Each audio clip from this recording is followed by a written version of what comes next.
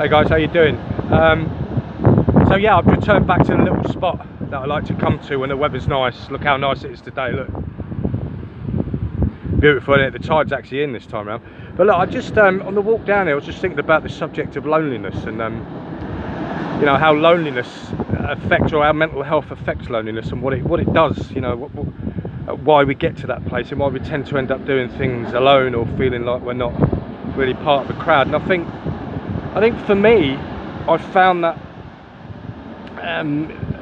well, several things. I think first of all, I think during that period that I was struggling the most, when I was at my lows, I think I'd be drunk an awful lot, you know, and whether it's drink, drugs, whatever. I think what that tends to do is it takes your mind away from what's real, you know. I think constantly drunk or with a hangover or feeling shit or whatever, I think you lose sight of what's real. And I think when I was going through that particular point, I upset an awful lot of people. You know, in my work, I didn't behave properly. I took like money for jobs without doing them. You know, I'd be aggressive and nasty just because I didn't care. I think there was a lack of caring. But of course, in doing that, you know, I upset a lot of people. And I think I made it difficult for people to be around me. You know, I was kicking out at anyone that would listen. And certainly the people closest to you, and I think it's a true thing, you know, a true saying that you tend to kick out and punch at the people closest to you, and as sad as that is, you lose the trust and you lose the respect of people that are ordinarily there. And I think part of my journey to well-being and my journey back is I've got to try and correct some of that mess that I've created, and I intend to do so.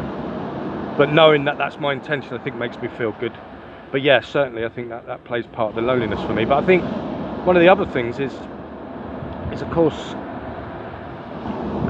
you know, and I've said it before, is mental health is not something we speak about in the pub. It's not something we go on about in the work van on the way to work. It's something we deal with privately, and I think loneliness is part of that. I think we tend to become familiar with dealing with stuff ourselves, which is sad. But I think